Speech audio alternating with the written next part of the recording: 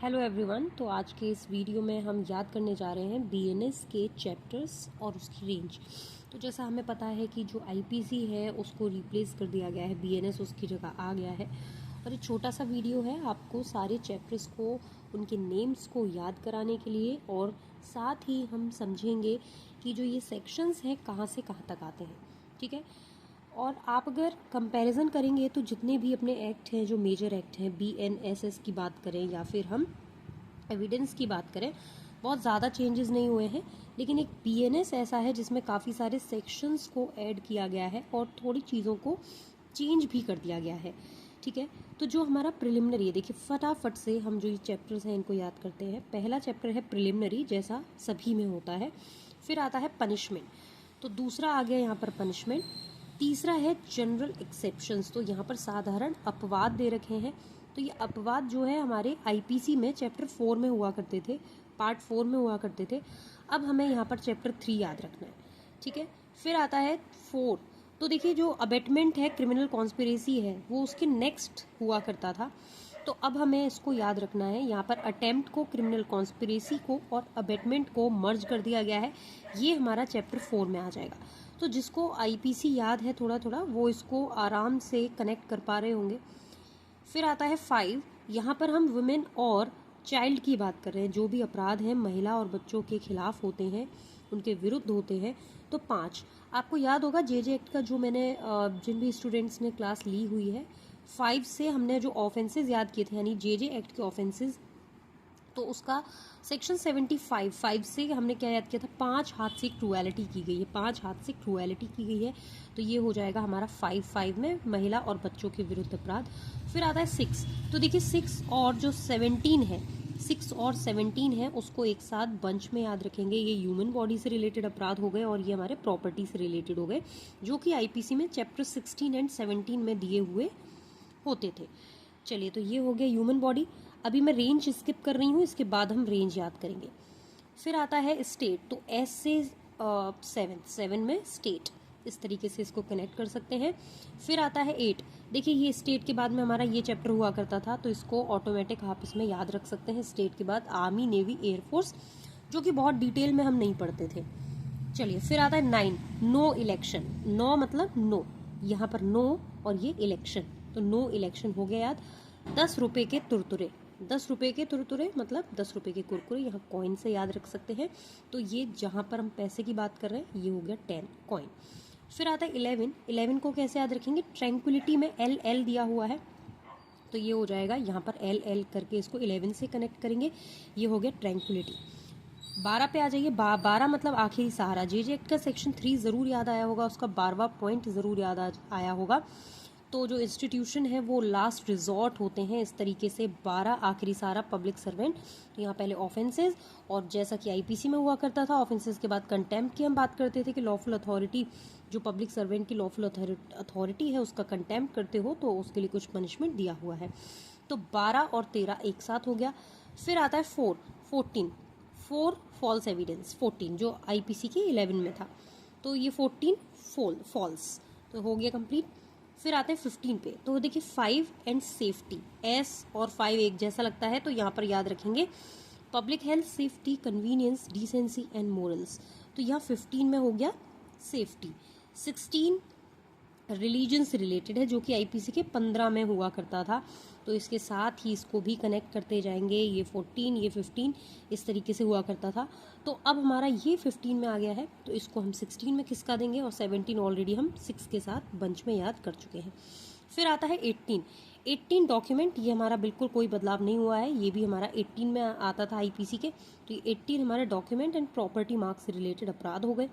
फिर 19 और 20, देखिए लास्ट है रिपील एंड सेविंग, 20 हो गया, और उससे ऊपर का जो है उसमें बाकी सारे अपराध को मर्ज कर दिया गया है। क्रिमिनल इंटिमिडेशन हो गया, इंसल्ट, अनोयंस, डिफॉर्मेशन, तो ये हमारा 19 हो जाएगा। इस तरीके से हमने सारे चैप्टर्स को याद कर लिया है। तो कौन कौन से हुए, प्रिलिमिनरी, पनिशमेंट, जनरल एक्सेप्शन, 4, यहाँ पर देखो सबको मर्ज कर दिया गया, अबेटमेंट हुआ करता था। फिर हमारा वुमेन और चाइल्ड से रिलेटेड, फिर हमारा 6 और 17 बंच में याद किया। 7 स्टेट, 8 में हमारा ये सीक्वेंस में चलेगा, स्टेट के बाद आर्मी, नेवी, एयरफोर्स। फिर नो इलेक्शन, 10 में कॉइन, 11 ट्रैंक्विलिटी, 12 आखिरी सहारा, तो 12-13 पब्लिक सर्वेंट और उनके कंटेम्प्ट से related, 14 false evidence, 15 safety. Then अगर 16 में देखेंगे तो रिलीजन आ जाएगा, ये हमारा कंटिन्यूटी में हुआ करते थे, तो उसी तरीके से हम इसको याद रखेंगे। ये हो गया। फिर 17 ऑलरेडी कर चुके हैं, 18 कोई बदलाव नहीं हुआ है, 19 20 क्रिमिनल इंटिमिडेशन डिफॉर्मेशन वाला सेकेंड लास्ट, और ये हमारा लास्ट। तो इस तरीके से हमने सारे चैप्टर्स को याद कर लिया है। अब बारी है रेंज याद करने की। तो देखिए मैं आपको यहाँ तक यानी चैप्टर 13 तक की पूरी रेंज याद करवा दूंगी। ये ऑलरेडी आपको याद है ही। 358 टोटल हमारे कितने हैं सेक्शंस हैं, आईपीसी में हमारे 511 हुआ करते थे, तो ये हुआ कंप्लीट। अब देखिए, अब मैं बोल रही हूँ कि आप ये जो लास्ट वाली ये जो लाइन है इसको स्किप करेंगे और सिर्फ फर्स्ट लाइन याद करेंगे, ठीक है। तो 1 से 3 जनरली ऐसा ही होता है, ठीक है। तो इसको फिर भी आप स्किप कर दीजिए। 1 याद रखना है, 1 और 3 पहला नंबर याद रख लीजिए अगर रखना चाहें तो, 1 से लेके 3 तक। फिर आया 4, अब देखो 4 की डिजिट चल रही है, 1 4 14 45, इसको थोड़ा सा एक बार 1 4 14 45 इस तरीके से याद रख लेंगे, पीछे का छोड़ दीजिए। अब देखो आपको 1 याद है, 1 से 3 आपने देख लिया, आपको 4 याद हो गया, तो आपको पता है कि नेक्स्ट जो है 14 हमने लिखा, तो यहाँ कौन सा आएगा, 13 आएगा, एक नंबर कम कर देना है। 45 याद कर लिए, यहाँ कौन सा आएगा, 44 आएगा, हो गया। फिर देखिए ये हमने याद कर लिया 45 तक, और फिर आया 63। तो देखो ये जो है यहाँ हम 4 4 की देख रहे थे, तो ये आपको यहाँ तक नंबर याद करने हैं, 1 4 14 45 63। अब ये ह्यूमन बॉडी आ गया। ह्यूमन बॉडी मतलब यहाँ पर हम प्राइवेट डिफेंस से रिलेटेड जो चीज़ें हैं वो भी हम देखा करते थे, है ना।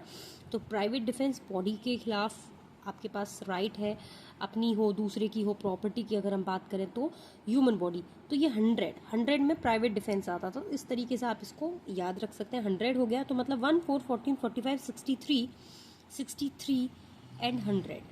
अब यहाँ तक हमने देख लिया।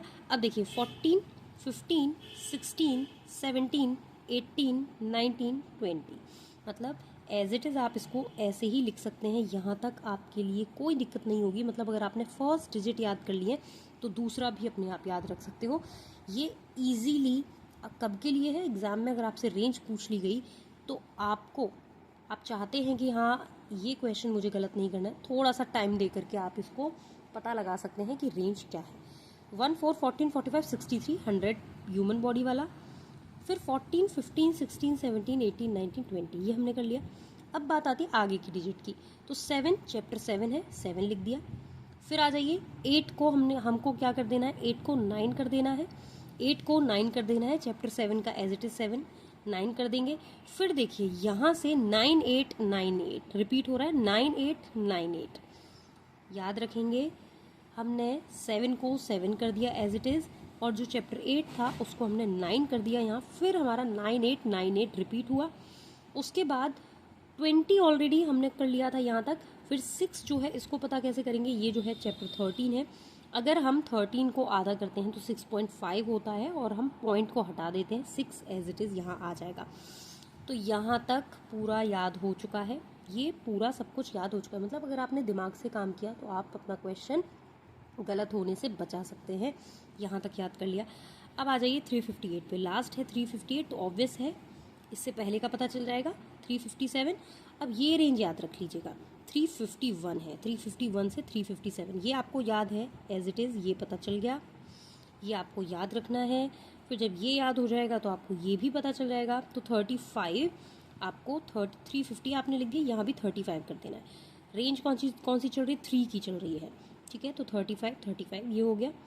फिर उसके बाद जब ये 335 पता चल गया तो 334 एज इट इज़ यहाँ आ जाएगा। तो अब आपको याद करने कितने रहे हैं, कुछ ही नंबर्स, यानी कुछ ही चैप्टर की रेंज आपको याद रखनी है। ये 3 आप अपने आप याद रख सकते हैं।